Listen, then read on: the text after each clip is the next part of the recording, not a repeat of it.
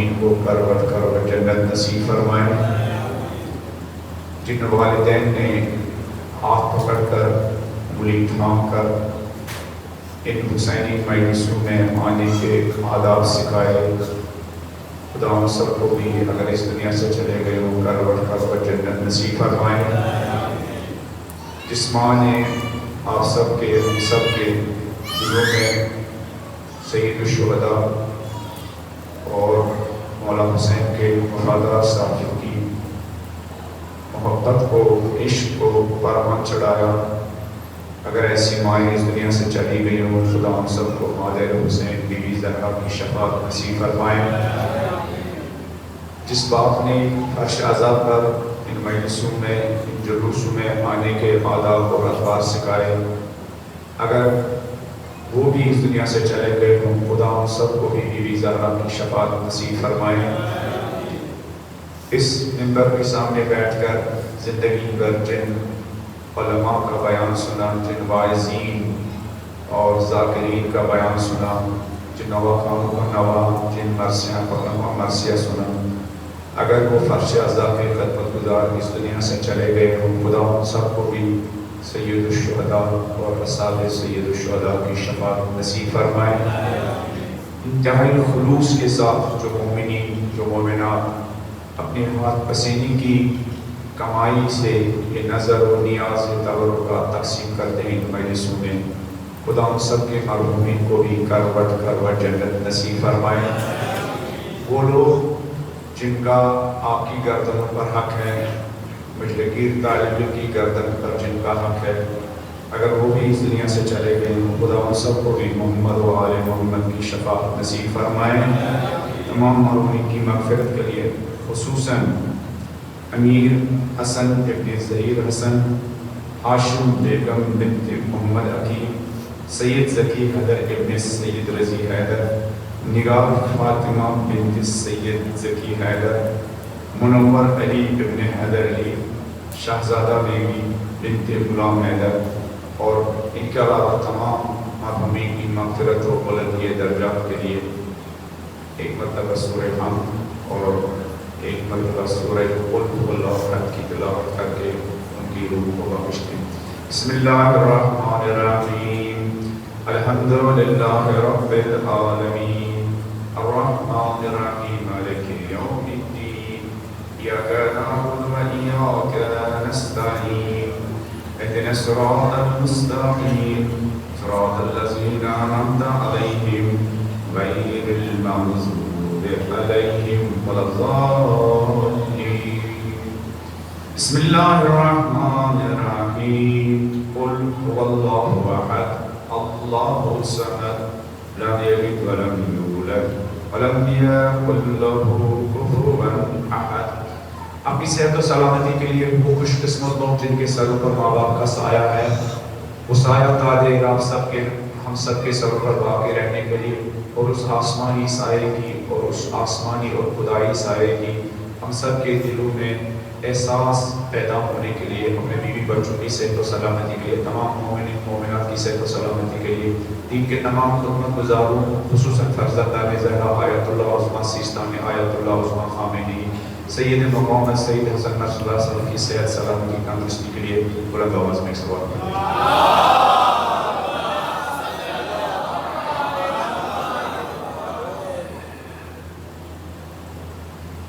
کل عرض کی آپ سب کی خدمت میں کہ کتاب کربلا کا وہ پہلو جس میں فضیلتیں لکھی ہوئی ہے، جس میں انسانی کمالات لکھے ہوئے ہیں، جس میں انسانی عظمتیں لکھی ہوئی ہے، اور جس میں انسانی شرافتیں لکھی ہوئی ہے، کتاب کربلا کا وہ پہلو، وہ نورانی پہلو، وہ تابناک پہلو، وہ برائٹ اور درخشاں پہلو، کربلا کے سیاہ اور تاریک پہلو پر ہزار گنا بھاری ہے۔ مختلف فضیلتیں اس پر لکھی ہوئی ہے، وفاداری، امام برحق کے ساتھ وفاداری کرنا، حق کے امام کا ساتھ دینا، حق کے امام کے راستے میں اپنی ساری توانائیاں چاہے مادی توانائی ہو یا روحانی توانائیاں ہو، اور چاہے مال دنیا ہو چاہے اولاد ہو، ان تمام توانائیوں کو امام کے راستے میں خرچ کرنا، اس کا نام وفاداری۔ اور ایک اور عظمت جو اس درخشان اور روشن پہلو اور روشن صفحے پر لکھی ہوئی ہے، مولا حسین اور مولا حسین کے ساتھیوں کا درد انسانیت، انسان کی ہدایت کا درد، انسانیت کو ڈارکنیس سے نکالنے کی جو بے قراری ان کے دلوں میں تھی۔ وہ خوش نہیں تھے کہ یہ لوگ جہنم کا ایندھن بنیں گے، وہ اس پر خوش نہیں تھے۔ ان کی آخری دم تک کوشش تھی یہ لوگ اس ڈارکنیس سے نکلے، کیوں یہ لوگ اس گمراہی کی وجہ سے جہنم کا ایندھن بنے۔ مولا حسین علیہ السلام نے اس چیز کے لیے کتنی کوشش کی، کاش آپ لوگ خود بے خود پڑھیں، اندازہ ہو جائے گا کہ مولا کس طرح بے قرار ہے اس بات کے لیے کہ ان گمراہوں کو گمراہی سے نکالے۔ برابر اسی انداز میں جس انداز سے نبی گمراہوں کو گمراہی سے نکالنے کے لیے بے قرار تھے، اسی انداز میں مولا حسین بھی گمراہ انسانوں کو گمراہی سے نکالنے کے لیے بے قرار۔ قرآن مجید میں 2 آیتیں ہیں نبی کی گمراہ انسانوں کو گمراہی سے باہر نکالنے کے لیے۔ ان کی بے قراری جب خدا نے دیکھی ہے، خدا نے 2 جگہ اپنے نبی کو تسلی دی، دلاسا دیا ان کی بے قراری کے بارے میں۔ ایک جگہ قرآن کی آیت ہے لَعَلَّكَ بَاخِعٌ نَفْسَكَ عَلَىٰ آثَارِهِمْ إِن لَّمْ يُؤْمِنُوا بِهَٰذَا الْحَدِيثِ أَسَفًا۔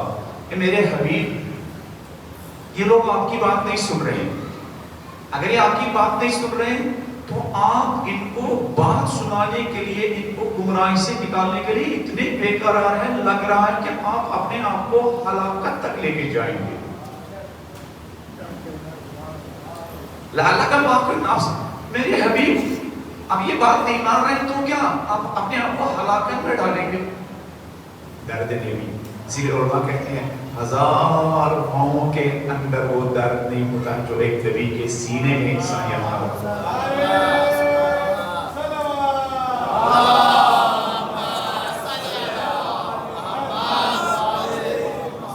قرآن کی ایک آیت ہے قَدْ جَاءَكُمْ رَسُولٌ مِّنْ أَنفُسِكُمْ، تمہارے درمیان ہم نے ایک رسول کو مبعوث کیا۔ اس کی بڑی کوالٹی کیا ہے؟ اس کی بڑی کوالٹی ہے کہ عزیز علیہ ما عنتم، تم لوگ جن گمراہیوں میں ہیں تمہیں وہ گمراہیاں اتنی نہیں ستاتی ہے جتنی وہ گمراہیاں تمہارے نبی کو ستا گئی۔ گمراہ لوگ گمراہی میں سو رہے، لیکن ایک وجود بابرکت ان گمراہوں کو گمراہی سے نکالنے کے لیے جاگ رہا۔ ہوتا ہے نا، بچہ بیمار ہوتا ہے اور پھر سوتا ہوا ہے، کمرے میں ہوتا ہے، لیکن ایک ماں رات کے 2 بجے 3 بجے تک اس بچے کی بیماری کی وجہ سے جاگ جاتی ہے، پریشانی اس کی ستاتی ہے، کبھی ہاتھ بلند کرتی ہے، کبھی سجدے میں جاتی ہے، کبھی اس بچے کے اس پر کیا پیشانی پر ہاتھ رکھتی ہے، کبھی اس کی نبض پکڑتی ہے۔ بچہ سو رہا بیماری کے حالت میں، لیکن اس بچے کی بیماری اس ماں کو اس بچے سے زیادہ بے قرار کرتی ہے۔ قرآن کہتا ہے عزیز علیہ ما عنتم، تم لوگ گمراہی میں ہو، تم لوگ جہالت میں ہو، لیکن تم لوگ گمراہی کی حالت میں سو رہے ہو، تم لوگ جہالت کی حالت میں سو رہے ہو، لیکن تمہارا نبی جس سے یہ گمراہی برداشت نہیں ہو پاتی ہے، جس سے یہ تمہاری جہالت دیکھی نہیں جاتی ہے، جس سے یہ جہالت دیکھی نہیں جاتی ہے، بالکل درد نبوی کا پیکر بن کر مولا حسین لشکر عمر سعد کے سامنے روز عاشوراء ان کے سامنے جاتے ہیں، بار بار ان کے سامنے خطبہ دے رہے ہیں، بار بار ان کے سامنے کیا بات کر رہے ہیں، بار بار ان کے سامنے نصیحت کر رہے ہیں، اور بار بار ان کو اس تاریکی سے نکالنے کی کوشش کر رہے ہیں۔ مولا حسین علیہ السلام کا درد بشریت آج میٹیریل دنیا میں ہم جی رہے ہیں، اور انسان واقعاً بے درد ہو چکا ہے. کینسر جیسی جان لیوا بیماریاں اتنی خطرناک نہیں ہیں جتنا ایک انسان کا سوسائٹی کے تئیں بے درد ہونا خطرناک بیماری ہے.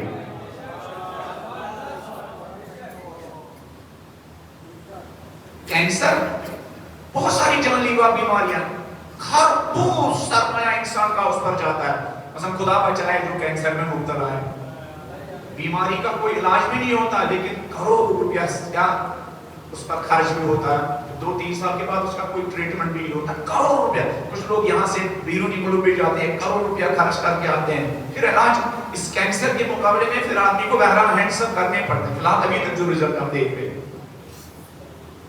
لیکن یہ بیماری خطرناک ہے. لیکن اس سے خطرناک بیماری ہے کہ سوسائٹی میں رہنے والے لوگ، سوسائٹی میں جو انسان ہے ان کے بارے میں بے دردی کے شکار ہو. ایک انسان اپنے بچوں کا کیریئر بنانے کے لیے فکر مند ہے، ایک انسان اپنے بچوں کا کیریکٹر بنانے کے بارے میں فکر مند ہے، لیکن اس کے آس پڑوس میں رہنے والے غریب بچوں کی کیریئر اور کیریکٹر کی اس کے کوئی فکر ہی نہیں ہے. یہ بھی ایک بیماری ہے. یہ کینسر سے زیادہ خطرناک بیماری ہے، بے دردی کی بیماری. اور ایسی بیماریوں کا علاج کہاں ہوگا؟ ایسی بیماریوں کا علاج ایمز میں نہیں ہوگا، اپالو میں نہیں ہوگا، بڑے بڑے ہاسپٹل میں نہیں ہوگا. بے دردی کا علاج مولا حسین علیہ السلام جی کے اس فرش عذاب کے ہاسپٹل میں ہوگا.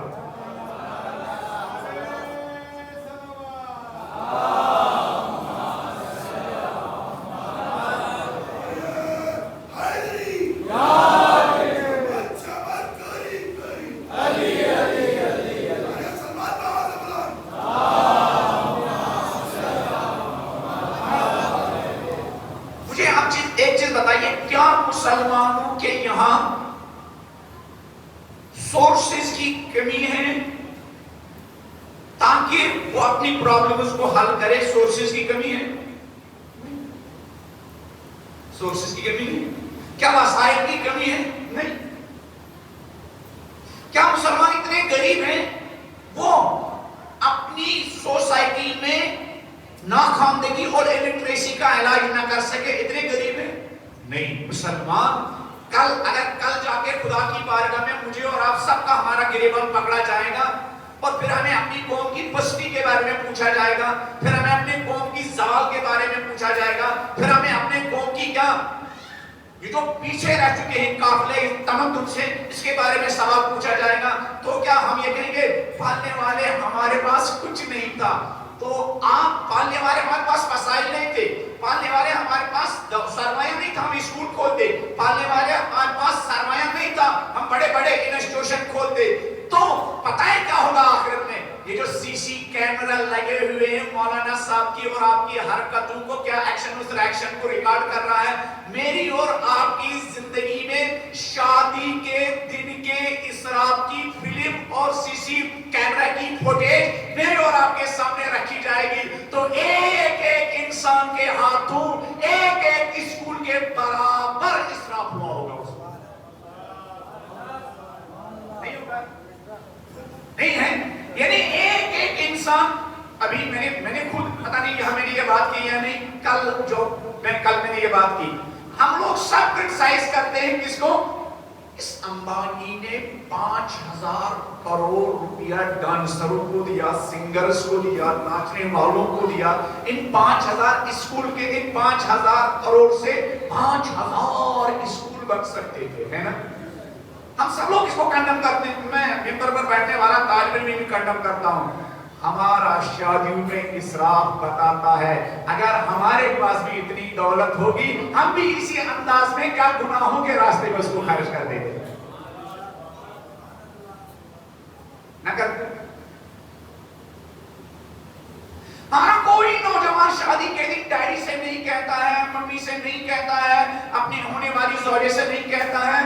قوم کی حالت اس بات کی اجازت نہیں دیتی ہے ہم 20-20 لاکھ شادیوں پر خرچ کرے. قوم کی حالت یہ اجازت نہیں دیتی ہے. کوئی تیار ہوتا ہے اگر کسی کسی نوجوان کے اندر تھوڑا بہت شعور جاگ بھی گیا, ممی سے کہا تو ممی, اچھا وہ ممی رونے لگتی ہے نا, ایک ہی بیٹا تو ہے, پہلی شادی تو ہزاروں بہانوں کے, ہزاروں طرح کے بہانے ہوتے ہیں آج کی ماؤں کے, کیونکہ ابھی تمام تر عزاداری کے باوجود ہم اپنی ماؤں کے دل و دماغ پر زینبی سافٹ ویئر انسٹال کرنے میں کامیاب نہیں ہوئے. رسموں کے سافٹ ویئر اتنے انسٹال ہو چکے ہیں ہماری بہنوں بیٹیوں پر, کیا 2-2.5 مہینے عزاداری کرنے کے بعد پھر بھی ان کی پوری زندگی رسموں میں بسر ہو. ہمارا سارا سرمایہ اپنے رسموں کو زندہ کرنے پر خرچ ہوتا ہے, مولا حسین اور بیوی زینب کے اہداف پر خرچ کرنے کے لیے ابھی ہم آمادہ نہیں. میں اور آپ اگر 2-2-4 کی طرح 2-4 کی طرح اپنی زندگی 1 سالہ زندگی کا حساب لگائے, پھر ہم دیکھیں گے ہمارا کتنا سرمایہ حسینی اہداف پر خرچ ہوتا ہے اور ہمارا کتنا سرمایہ کیا روزمرہ کی رسموں پر خرچ ہوتا ہے. رسمیں زندہ ہونے سے قومیں زندہ نہیں ہوتی.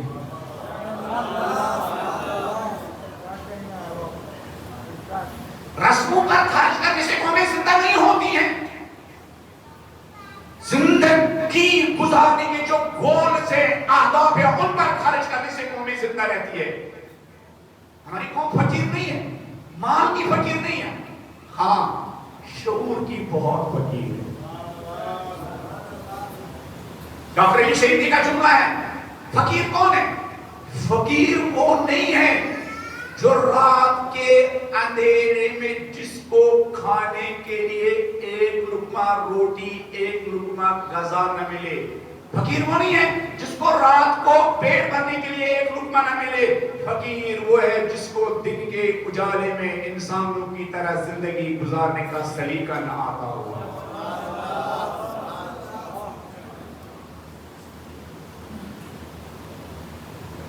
فقیر وہ کروڑ پتی ہے جو اپنی دولت کا ایڈورٹائز کرنے کے لیے 2 دن کروڑوں روپیہ خرچ کرتا ہے سوسائٹی کے غریب بچوں کو اوپر اٹھانے کے لیے. اس کے جیب سے 100 روپے بھی مشکل سے نکلتے.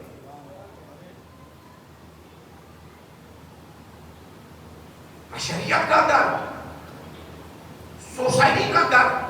جب بھی ہم آس پاس پڑوس میں بچوں سے بات کرتے ہیں کہاں تک پڑھا ہے, کوئی بچہ نہیں کہتا میں نے گریجویشن کی, کوئی بچہ نہیں کہہ رہا میں کالج جا رہا ہوں PhD کر رہا ہوں, کوئی بچہ نہیں کہہ رہا ہوں میں بیٹی نہیں کہہ رہی ہے میں یونیورسٹی جا رہی ہوں. ہاں کہاں تک پڑھا ہے؟ 2 کلاس تک. کہاں تک پڑھا ہے؟ 3 کلاس تک. ان کی ذمہ داری کن کے شانوں پر ہے؟ ان کی ذمہ داری مسکین صاحب کے ذمہ دار شانوں پر ہے اور مسکین صاحب کے بلاوا پر جو لوگ فرش اعضا پر حاضر ہوتے ہیں ان کی ذمہ داری ہے. جس طرح 2-2.5 مہینے آپ کو فرش اعضا بچھا کر حسینی پیغام عام کرنے کی ذمہ داری ہے, سال بھر اسی طرح حسینی اہداف کو آبیاری کرنے کی ذمہ داری آپ کے شانوں پر ہے. لاسٹ ایئر بھی میں نے کہا آپ یہ نہیں کہہ سکتے ایک جگہ کم ہے. اسی انڈیا میں آپ بھی جیسے حسینی نوجوان اس سے 20% کم جگہ پر, 1000 گنا کم جگہوں پر کیا دن رات محنت کرتے کر کے اپنی قوم میں علم و معرفت کی اور ایجوکیشن و تعلیم کی روشنی پھیلا رہے ہیں. اتنا کربلا سننے کے بعد ہم ذمہ داری کے احساس نہیں کرتے. ہم اپنے لیے نہیں جیتے, ہم اپنے لیے جیتے ہیں. کربلا والے اپنے لیے نہیں جیتے تھے, کربلا والے اپنے بلند اہداف کے لیے جیتے تھے. کربلا والے اپنے بچوں کے لیے نہیں جیتے تھے. مولا حسین علیہ السلام کو کیا علی اکبر کو مکے میں مدینے میں علی اکبر کے لیے کوئی پریشانی تھی؟ مولا حسین اپنے لیے نہیں جیتے. کربلا والے اپنے لیے نہیں جیتے. ان کو اپنی پرسنل لائف میں کوئی پرابلم نہیں تھی. ان کے بچے ہر لحاظ سے پرفیکٹ بچے تھے. مولانا علی اکبر کے بارے میں یہ جو جملہ کہا تھا جب رن میں جا رہے تھے, اللہم فشل پالنے والے گواہ رہنا قد برز الیہم شاب اشبہ الناس برسول اللہ خلقا و خلقا و منطقا. مولانا حسین کے اپنے بچے پرفیکٹ تھے, ہر لحاظ سے پرفیکٹ. صرف ظاہری طور سے پرفیکٹ نہیں تھے. مولا نے کہا پالنے والے گوار ہے نا. اب وہ جوان جا رہا ہے لڑنے کے لیے جس کی کوالٹی اتنی ہے, وہ دکھنے میں بھی نبی جیسا ہے, اس کا اخلاق بھی نبی جیسا ہے, اس کی منطق اور شعور بھی نبی جیسا. اتنا پرفیکٹ بچہ تھا حسین علیہ السلام. تو پھر کون کس درد نے مولا حسین علیہ السلام کو باہر نکالا؟ خالق خدا کی درد. خالق خدا کے درد نے مولا حسین علیہ السلام کو اپنے گھر سے نکالا, اپنے شہر سے نکالا, مدینے سے نکالا. حسین کا درد سمجھ کر, حسین کا گول سمجھ کر, حسین کا ہدف سمجھ کر, حسین کی بے قراری سمجھ کر, حسین کی چیزوں کے لیے بے قرار. ہمیں یہ بھی بتاؤں, ہمیں کنٹینیوسلی کچھ ایسی چیزیں سنائی جاتی ہیں, ہم سمجھتے ہیں ہم فرش اعضاء پر آتے ہیں, ہم اہل بیت کا بھلا کرتے ہیں. بھائی نہیں, ہم فرش اعضاء پر آتے ہیں تاکہ ہم اپنے حال کا کچھ بھلا کریں, ہم اپنی مشکلات کا کچھ بھلا کریں, ہم اپنی نسلوں کا کچھ بھلا کریں. یہ جو ٹیلنٹ ضائع ہو رہا ہے, یہ جو بچے ضائع ہو رہے ہیں. ایک مرتبہ ایک معاشرے کے گھروں کو خطرہ ہوتا ہے. ایک مرتبہ چور آتا ہے, کیا ہمارے گھر سے جو کچھ سونے چاندی کے زیورات ہوتے ہیں وہ لوٹ کے لے کے جاتا ہے. یہ بھی نقصان ہے, بڑا نقصان ہے. لیکن ایک مرتبہ یہ کہ ایک سوسائٹی کی صلاحیتیں ضائع ہو گئی ہے, بچے ضائع ہو گئے ہیں, بچے ضائع ہو رہے ہیں. آیت اللہ ناظری اسفان میں جو حوزہ علمی ہے اس کے ہیڈ ہے, وہاں کے امام جمعہ بھی ہیں. وہ اپنی ایک کتاب میں لکھتے ہیں قوموں کا سب سے بڑا لاس کیا ہے؟ قوموں کا سب سے بڑا لاس کیا ہے؟ کیا قوموں کا سب سے بڑا لاس جنگوں میں ہوتا ہے؟ وہ کہتے ہیں قوموں کا سب سے بڑا لاس یہ نہیں ہے کہ جنگوں میں ان کے بچے مارے جائے. قوموں کا سب سے بڑا لاس یہ نہیں ہے جنگوں میں ان کے جوان مارے جائے. قوموں کا بڑا لاس یہ نہیں ہے ان کے مرد جنگوں میں مارے جائے. وہ کہتے ہیں جنگوں میں انسانیت کو وہ نقصان نہیں ہوتا ہے جو نقصان غلط تربیت کی وجہ سے ہوتا ہے. کسی ماں کو خدا نے زمانے میں انقلاب پیدا کرنے والا خمینی جیسا بچہ دیا ہوا ہوتا ہے, لیکن غلط تربیت کی وجہ سے وہ ماں اس زمانے کے خمینی کے ٹیلنٹ کو نکھار نہیں پاتی ہے. جنگوں میں جسم مرتے ہیں, غلط تربیت کی وجہ سے صلاحیتیں مر جاتی ہیں. کسی ماں کو خدا نے قاسم سلیمانی جیسے بچے, قاسم سلیمانی جیسے صلاحیت رکھنے والا بچہ عطا کیا ہے, لیکن وہ ماں غلط تربیت کی وجہ سے اپنے گود میں پالے بچے کے اندر جو سلیمانی بننے کی صلاحیت ہے اس صلاحیت کو پروان نہیں چڑھا پا رہی ہے, اس کی تربیت نہیں کر پا رہی ہے. یہ بڑا لاس ہے, یہ سب سے بڑا لاس ہے. تو ہمارے گھروں میں لاس ہو رہا ہے, ہماری آنکھوں کے سامنے لاس ہو رہا ہے. لیکن بقول اقبال کے وائے ناکامی متائے کاروان جاتا رہا, کاروان کے دل سے احساس زیان جاتا رہا. بھائی ناکامی اقبال کہتے ہیں دیکھو ایک مرتبہ ایک انسان کی چوری ہوتی ہے تو اس کو پتا ہوتا ہے چوری ہو گئی. یہ اچھی بات ہے, جس کو پتا ہے میرا مال لوٹا گیا ہے وہ ڈھونڈنے کی کوشش کرتا ہے, جو ڈیمیج ہوتا ہے اس کو پورا کرنے کی کوشش کرتا ہے. ایک مرتبہ ایک انسان ٹرین میں سفر میں سو رہا ہے, چور سرمایہ لے چکا ہے, اس کو پتا بھی نہیں میرا سرمایہ لوٹا گیا ہے. یہ زیادہ خطرناک ہے, اس لیے کہ اگر ایک انسان کو سرمایہ لوٹا گیا ہو اور اس کو یہ احساس بھی نہیں ہے سرمایہ لوٹ چکا ہے, وہ اس لاس کو پورا کرنے کی کوشش نہیں کرے گا. اقبال کہتے ہیں ملت کا سرمایہ لوٹ چکا ہے, سرمایہ لوٹنے کا غم نہیں تھا, لیکن غم یہ ہے کہ امت کو, مسلمانوں کو سرمایہ لوٹنے کا پتہ ہی نہیں ہے. بھائی ناکامی متائے کاروان جاتا رہا, کاروان کے دل سے احساس زیان جاتا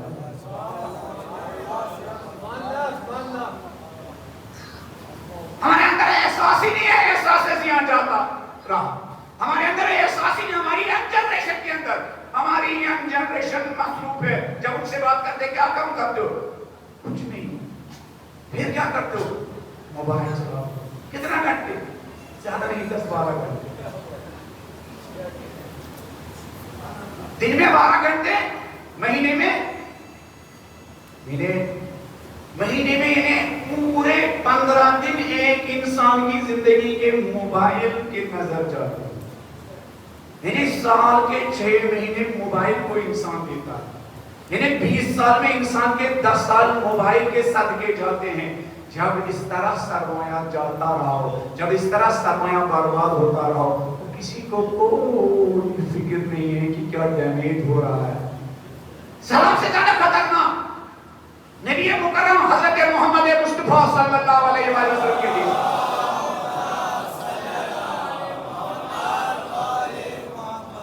نبی مکرم کی حدیث فرماتے ہیں اذا نزل البلاء، جب مشکلات نازل ہوں،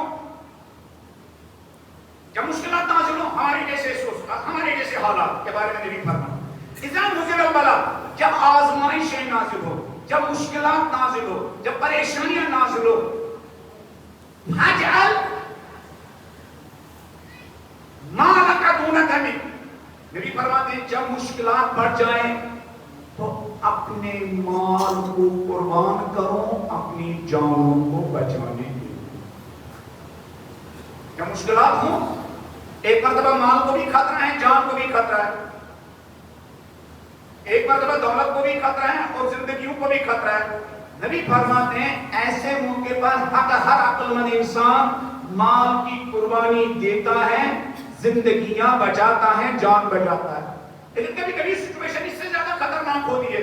نبی فرماتے ہیں اذا تجاوز البلاء، جب آزمائشیں اس سے زیادہ بڑھ جائیں، یعنی مال کو بھی خطرہ ہے، زندگیوں کو بھی خطرہ ہے، دین کو بھی خطرہ ہے، کریکٹر کو بھی خطرہ ہے، کردار کو بھی خطرہ ہے، اخلاق کو بھی خطرہ ہے، شرافتوں کو بھی خطرہ ہے، پاکیزگی کو بھی خطرہ ہے، عفت کو بھی خطرہ ہے، پاک دامنی کو بھی خطرہ ہے، ہر چیز کو خطرہ ہے. تو ایسے موقع پر کیا کرنا چاہیے؟ نبی فرماتے ہیں وَإِذَا تَجَاوَزَ الْبَلَاءُ، جب حالات اتنے زیادہ خراب ہوں، سارا سرمایہ خطرے میں ہو، مال بھی خطرے میں، گھر بھی خطرے میں، شہر بھی خطرے میں، زندگیاں بھی خطرے میں، ایمان بھی خطرے میں، اخلاق بھی خطرے میں، نوجوانوں کی پاک دامنی بھی خطرے میں، ان کی صلاحیتیں بھی خطرے میں، ان کا ٹیلنٹ بھی خطرے میں. پھر ایسے موقع پر کیا کرنا چاہیے یا رسول اللہ؟ نبی فرماتے ہیں وَإِذَا تَجَاوَزَ الْبَلَاءُ فَاجْعَلْ مَالَكَ وَدَمَكَ دُونَ دِينِكَ. تو ایسی خطرناک سچویشن میں انسان کو مال بھی اور زندگی بھی، اپنا دین، اپنا کردار، اپنی آئیڈینٹی بچانے کے لیے قربان کرنا چاہیے. جب ایسی سچویشن ہو، سب خطرے میں ہو، نبی فرماتے ہیں ایسی خطرناک سچویشن میں مال قربان کرنا چاہیے، حتی زندگی قربان کرنا پڑے، رات رات بھر جاگنا پڑے، 3 شفٹ میں کام کرنا پڑے، جب دین کو خطرہ، کریکٹر کو خطرہ ہو. نبی فرماتے ہیں پھر ایسی صورت میں مال بھی قربان کرو، زندگیاں بھی قربان کرو، دین بچاؤ، ایمان بچاؤ، کردار بچاؤ. پھر نبی فرماتے ہیں بلند آواز میں نبی کی شان ایک صلوات پڑھ دیجیے.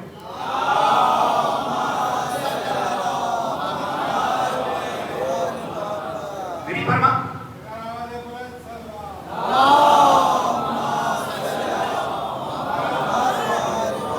کیوں دین کی امپورٹنس کیوں ہے، کردار کی امپورٹنس کیوں ہے؟ سب سے زیادہ خسارے میں وہ قومیں نہیں ہیں جن کے کارخانوں کو خطرہ ہو.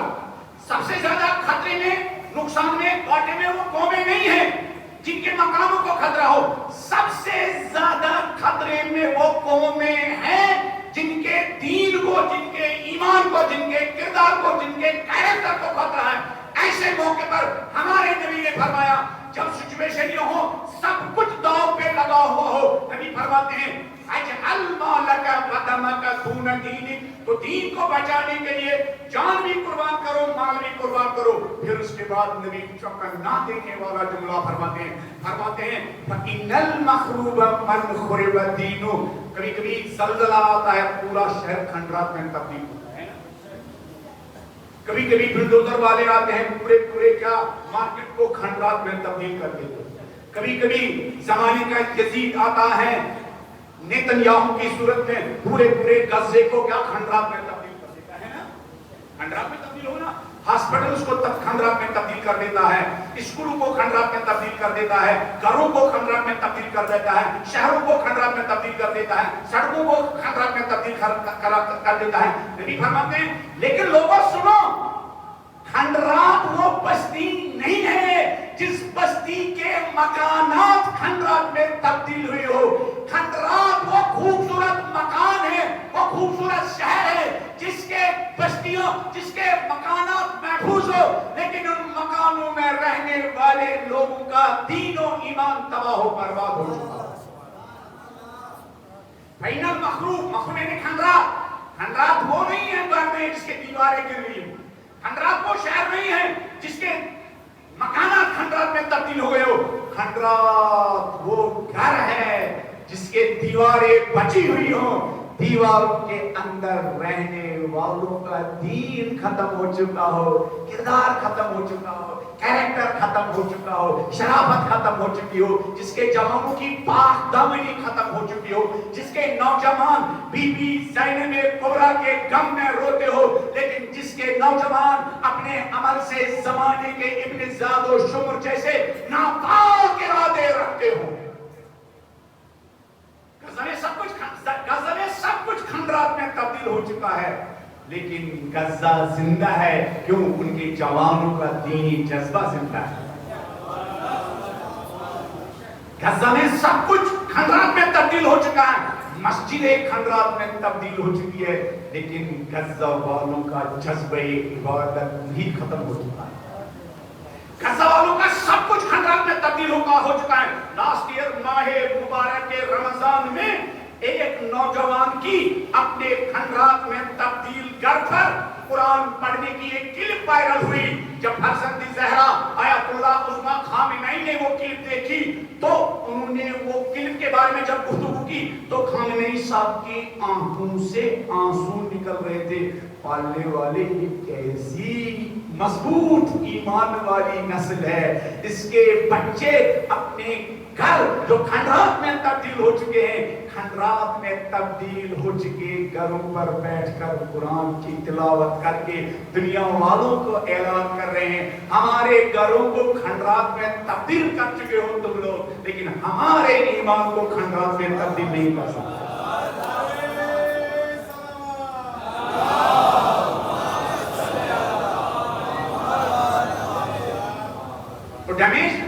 ڈیمیج بظاہر غزہ میں بہت خطرناک ڈیمیج ہو رہا ہے، دیکھا نہیں تھا، حقیقت یہ کہ دیکھا نہیں تھا، لیکن وہاں دینی جذبہ زندہ ہے۔ کربلا میں بظاہر خیمے تک جلائے گئے، لیکن علی کی بیٹی کا وہ جذبہ زندہ تھا، ان کو زندانوں میں قید کیا گیا، لیکن زندانوں میں بھی وہ علی کی بیٹیاں اللہ اکبر نہ بیٹھ کر نمازی شب پڑھ کر اعلان کر رہی تھی کہ ٹھیک ہے ہمارے گھر، ہمارے خیموں کو تم نے آگ لگائی ہے، ہمارے ہاتھوں میں رسیدی باندھی ہے، لیکن ہمارے دلوں میں خدا کی محبت، نبی کی محبت کا ایمان معجزن ہے، اور جن کی دلوں میں ایمان ہوتا ہے وہ قومیں مرتی ہیں۔ نبی فرماتے ہیں سنو نوجوانوں، درد ہم کس لیے جیتے ہیں؟ ہم سب کے اندر کیپیسٹی ہے، ہمارے اندر حسین بننے کی بھی کیپیسٹی ہے، ہمارے اندر یزید بننے کی بھی کیپیسٹی ہے۔ ہم حسین کے ایثار و فداکاری کے ساتھ بھی جی سکتے ہیں، اور ہم اڈانی اور امبانی کی طرف بے درد ہو کے بھی جی سکتے ہیں. یہ آپ کے اوپر ہے. انا ہدیناہ السبیل اما شاکرا و اما کفورا. ہم نے انسان کو دونوں راستے دکھائے. یہ حسین کا راستہ ہے اور وہ کیا درد کے ساتھ جینے کا راستہ ہے, اور ایک ابن ذات کا راستہ ہے بے دردوں کا راستہ, اور ایک راستہ یزیدیوں کا راستہ بے دردوں کا راستہ. اتنے بے درد, اتنے بے درد, وہ اپنی 2 وقت کی حکومت حاصل کرنے کے لیے چھوٹے چھوٹے بچوں کو پیاسا تڑپانے کے لیے راضی ہے تاکہ اس کے وزن کو حکومت مل جائے. ہم لوگ میں نے کہا اکثر اس پہلو پر دیکھتے نہیں ہیں. بے دردی مالی دنیا ہماری نگاہوں میں امپورٹنٹ ہے یا نہیں, یہ انسان ہماری نگاہوں میں امپورٹنٹ ہے, لیکن بظاہر لشکر عمر ساتھ کی طرح میری اور آپ کی نگاہوں میں مال امپورٹنٹ ہے, ہمارے ارد گرد جو انسان ہے وہ امپورٹنٹ نہیں. اگر انسان امپورٹنٹ ہوتے ہم بن مانگے ان کے دروازے پر جاتے کہ بھائی روزانہ دیکھتا ہوں آپ کے بچے 10 بجے جو اسکول جانے کا ٹائم ہے, آپ کے بچے محلے میں کھیلتے ہوئے نظر آتے ہیں. خیریت تو ہے, کہیں غربت کی وجہ سے آپ کے بچے اسکول تو نہیں جاتے ہیں. اگر یہ بات ہے تو میں آپ کے بچوں کی پڑھائی کی ذمہ داری اور پڑھائی کا خرچہ برداشت کرنے کے لیے تیار ہوں. اگر ہمارے لیے انسان امپورٹنٹ ہوتے, لیکن ایسا تو نہیں ہے. ہمارے لیے اپنا پیسہ امپورٹنٹ ہے, ہمارے لیے اپنا بینک بیلنس امپورٹنٹ ہے, ہمارے لیے اپنا جعلی اسٹیٹس امپورٹنٹ ہے. اسی لیے ہم خلق خدا پر مال لٹانے کے لیے تیار نہیں ہیں. ہمارے اندر وہی یزیدی کوالٹی ہے, ہمارے ساتھ کی کوالٹی ہے جس کو جس کی نگاہوں میں مالی دنیا, حکومت دنیا کی اتنی امپورٹنس تھی, وہ اس حکومت کو حاصل کرنے کے لیے معصوموں کو گھوڑوں کے ٹاپوں پہ نیچے پامال کرنے کے لیے تیار تھا.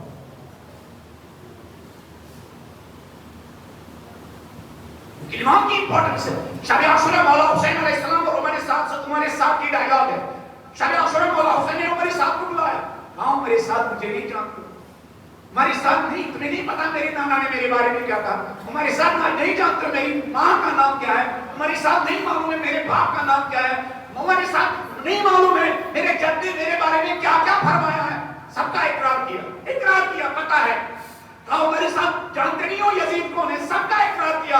وہ مجرم ہے, آپ وقت کے امام ہے, اقرار کیا. پھر پتا ہے کیوں امام کا ساتھ نہیں لیا. کہا پھر میرا ساتھ کیوں نہیں دیتے. کہا حسین اگر آپ کا ساتھ دوں, مجھے میں جو میرا مکان ہے اس مکان کو کھنڈرات میں تبدیل کرے گا یزید. یعنی اس کے لیے کہا امام سے زیادہ امپورٹنٹ کیا ہے, گھر ہے. امام نے کہا میں حجاز میں مدینے میں اس سے بہتر گھر کی گارنٹی دی. کہا حسین میں نے تازہ کوفے میں ہرموں کا ایک باغ لگایا ہے, اگر میں نے آپ کو ساتھ دیا اس باغ کو کھنڈرات میں تبدیل کر دیں گے. حضرت زہرا نے کہا مدینے میں اس سے بہتر گھر کی گارنٹی دے. حضرت زہرا میرے بچے کوفے میں, کہا تمہارے بچوں کی زندگیوں کی گارنٹی میں دوں. اب کیا چاہیے, اب کون سا بہانا چاہیے. تینوں بہانوں کا مولا نے جواب دیا, لیکن اس کی نگاہوں میں شہر رئی کی حکومت امپورٹنٹ تھی وقت کے امام کی نصرت کرنے کے لیے. میرے اور آپ کے لیے بھی میری اپنی پرسنل لائف امپورٹنٹ ہے. نہ حسین علیہ السلام کی اپنی سہارا لو, میرے اور آپ کے لیے میرے بچے امپورٹنٹ ہیں. میرے اندر کوئی بھی فیلنگ ہی نہیں ہے میں قوم کے سارے بچوں کو اپنا بچہ سمجھوں. ہم ایک ساتھ مجلس میں نظر و نیاز کھانے کے لیے کیا تیار ہیں, لیکن ایک ساتھ ایک دوسرے کے ہاتھ میں ہاتھ دے کر ان عزاداروں کو اس لائق بنانے کے لیے تیار نہیں ہے. پردے غیب میں رہنے والا ایمان دعائیں دے. ان عزاداروں کا غم ہے, ان عزاداروں کا درد ہے, ان عزاداروں کی بے قراری ہے, ان عزاداروں کا مشن ہے, ان عزاداروں کا راستہ ہے. ہم ایک ساتھ نظر و نیاز تو کھاتے ہیں, لیکن ایک ساتھ حسین کے اہداف کی آبیاری کرنے کے لیے تیار نہیں. تو نبی نے فرمایا, بلند آواز میں نبی کی شان میں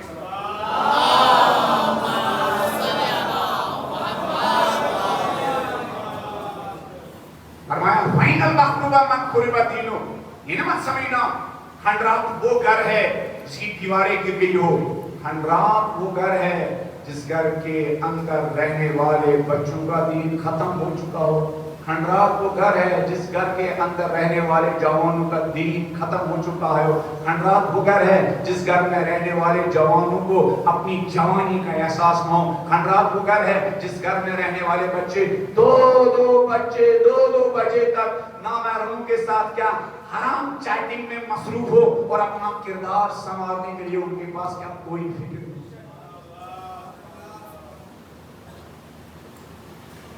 فَإِنَّ الْمَخْلُوبَ مَنْ خُرِبَ دِينُهُ. پھر اس کے بعد نبی فرماتے ہیں وَإِنَّ الْمَسْرُوقَ مَنْ سُرِقَ دِينُهُ.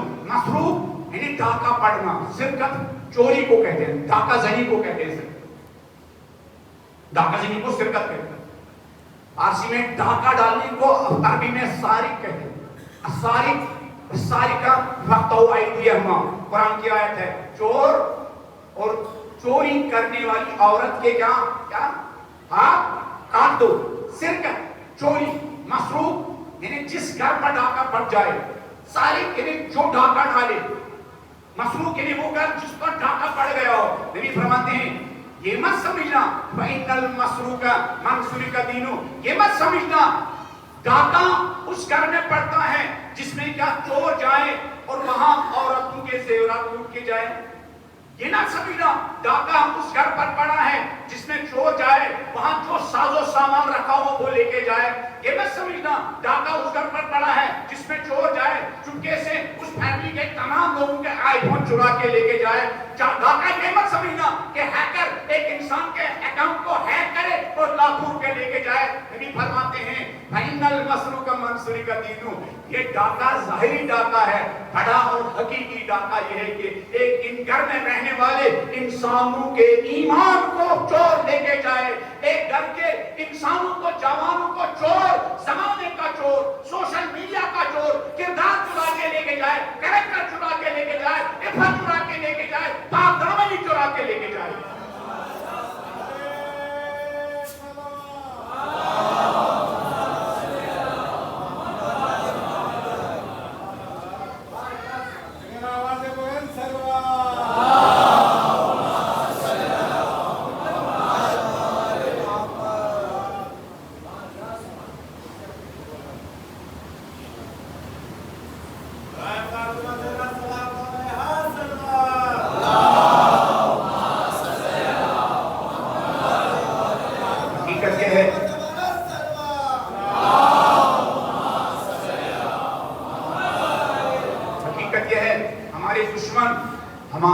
تباہی کے لیے رات بھر جاگتے ہیں.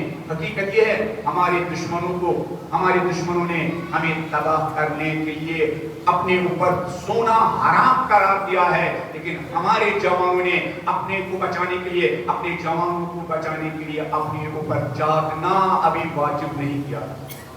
وہ مارنے کے لیے جاگ رہے ہیں, ہمیں مارنے کے لیے, تباہ کرنے کے لیے جاگ چکے ہیں. انہوں نے ہمیں مارنے کے لیے اپنے اوپر اتحاد کرنا واجب قرار دیا ہے, لیکن ہمارے نوجوان قوم کو بچانے کے لیے ایک دوسرے کے ہاتھ میں ہاتھ دینے کے لیے ریڈی اور تیار نہیں. جب کسی قوم کی یہ حالت ہو جائے, کسی قوم کے جوانوں کی یہ حالت ہو جائے, سمجھے اس قوم کا زوال مقرر ہے. ایسے ہی موقع پر چھوٹے چھوٹے قافلے بنانے کی ضرورت ہے. جب قوم کی یہ حالت ہو جائے, اس لیے مولا مرثیہ پڑھتے تھے, تو مولا کا مرثیہ سنتے نہیں, اس لیے مولا مرثیہ پڑھتے تھے کہ الا ترون ان الحق لا یعمل به. ارے کیا ہو گیا مدینے والوں, کیا ہو گیا مکہ والوں, ارے کیا ہو گیا نمازیوں, ارے کیا ہو گیا تمہیں حاجیوں, ارے کیا ہو گیا مفتیوں, ارے کیا ہو گیا محدثوں, تمہیں دکھائی نہیں دے رہا اب حق پر کوئی عمل کرنے والا نہیں. فَإِنَّ الْبَاطِلَ لَا يُتَنَاهَا. اور کوئی باطل سے روکنے والا بھی نہیں ہے. سب لوگ اپنی انڈیویجول لائف گزار رہے ہیں, سب لوگ اپنی انفرادی زندگی میں مست و مگن ہیں, سب لوگ اپنا اسٹیٹس بنانے میں کا مست و مگن ہیں, لیکن بحیثیت سوسائٹی, ایک بحیثیت ایک قوم کے, بحیثیت ایک ملت کے, بحیثیت ایک امت کے, پھر مولا حسین علیہ السلام نے ایسے ہی موقع پر آواز دی, بلند آواز میں حسین اور حسین کے ساتھ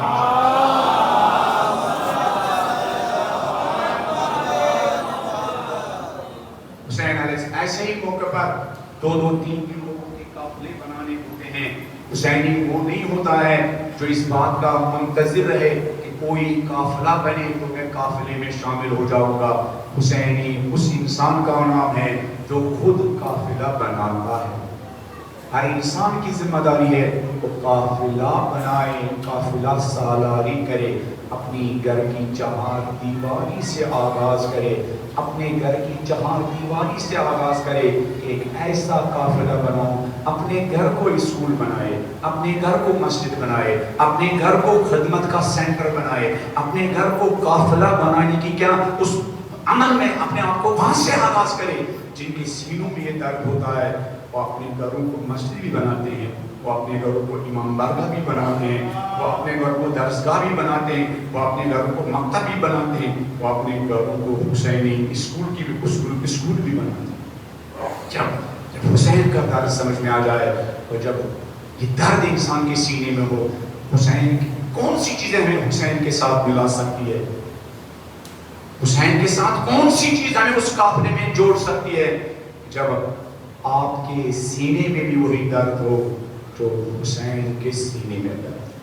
اگر آپ کے سینے میں وہ درد ہے جو حسین کے سینے میں تھا, اگر آپ ایمان سے دور بھی ہو اس کے باوجود حسین آپ کو آواز دے گا اور اپنے قافلے سے آپ کو ملائے. حبیب بن مظاہر بظاہر حسین سے دور تھے, مدینے سے حسین کے ساتھ ساتھ نہیں تھے. بہت سارے لوگ مدینے سے نکلتے وقت حسین کے ساتھ ساتھ چلے تھے, کربلا پہنچتے پہنچتے وہ امام سے واپس دور چلے گئے, لیکن کچھ لوگ امام سے دور تھے. حسین نے ان دور بیٹھے ہوئے لوگوں کو بلایا, کیوں؟ ان کے اندر حسینی درد پایا جاتا تھا. کون سا درد تھا؟ حبیب بن مظاہر کے پاس مولا حسین نے خط لکھا من حسین ابن علی. جب حسین علیہ السلام نے اپنے قافلے کو دیکھا تو ایک عظیم انسان کی جگہ کی کمی کا احساس کیا. وہ کس کی کمی کا احساس کیا؟ وہ حبیب کی کمی کا احساس کیا. ایک قاصد کے ہاتھ میں پیغام بھیجا. اس پیغام میں کیا تھا؟ اس پیغام میں تھا من حسین ابن علی.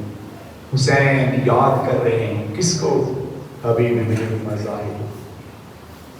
اس حبیب کے اندر کیا پالتی تھی؟ رجل الفقیہ, وہ ایک سمجھدار انسان تھا. اس کے دل میں حسین کا درد تھا, اور جب حسین کا پیغام حبیب کے پاس پہنچا, اپنی اہلیہ کے ساتھ اپنا درد شیئر کیا, تو اس اہلیہ نے کہا میں بھی حسین کے قافلے کے ساتھ ملنے کے لیے, آپ کے ساتھ چلنے کے لیے تیار ہوں. اللہ اکبر, اللہ اکبر. حبیب نے اپنے غلام کو بھیجا, حبیب نے اپنے غلام کو بلایا, کہا یہ گھوڑا لے جاؤ, میری فلان کھیت پر جاؤ اور ہمیں وہاں انتظار کرو. اگر راستہ لگا ہوا تھا کوفے میں, حسینی بہانے, حسینی میدان سے دور رہنے کے لیے بہانے نہیں ڈھونڈتا. حسینی میدان میں حاضر رہنے کے لیے, میدان میں پہنچنے کے لیے بہانے اور راستے ڈھونڈتا ہے. حبیب غلام سے کہتا ایک گھوڑا لے کے جاؤ, فلان میرے کھیت پر انتظار کرو.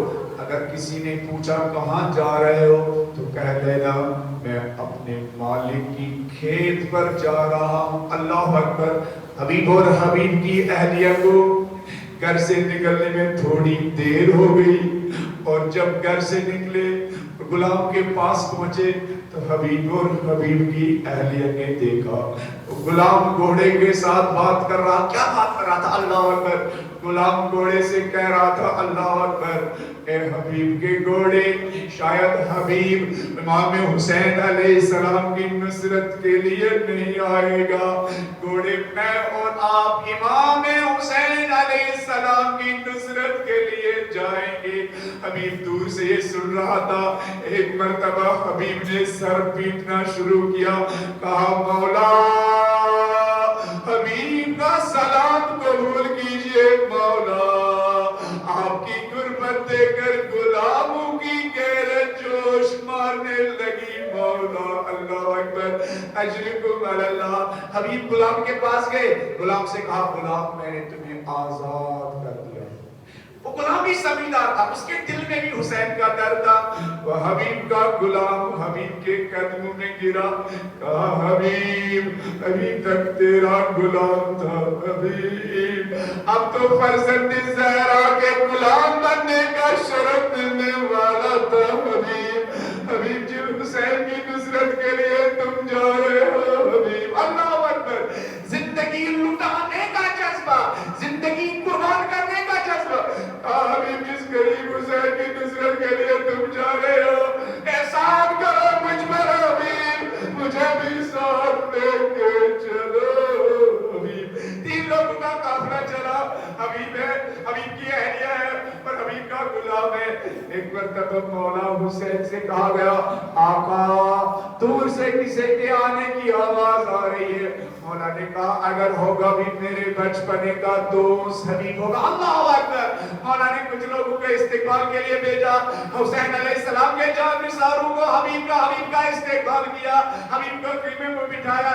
ایک مرتبہ علی کی بیٹی زینب کو احساس ہوا اس غربت میں میرے بھائی کی نصرت کے لیے کوئی آیا ہے. پوچھا ذرا معلوم کرو کون آیا ہے اس غربت میں میرے بھائی حسین کی نصرت کے لیے. علی کی بیٹی سے کہا گیا حسین کے بچپنے کا دوست حبیب آیا ہے. ایک مرتبہ علی کی بیٹی نے قاسم سے کہا جا کر حبیب سے کہہ دو علی کی بیٹی زینب نے سلام بھیجا ہے. جب قاسم نے حبیب سے کہا زینب نے حبیب سلام بھیجا ہے, حبیب سر پیٹنے لگا, نجف کی طرف رک کیا.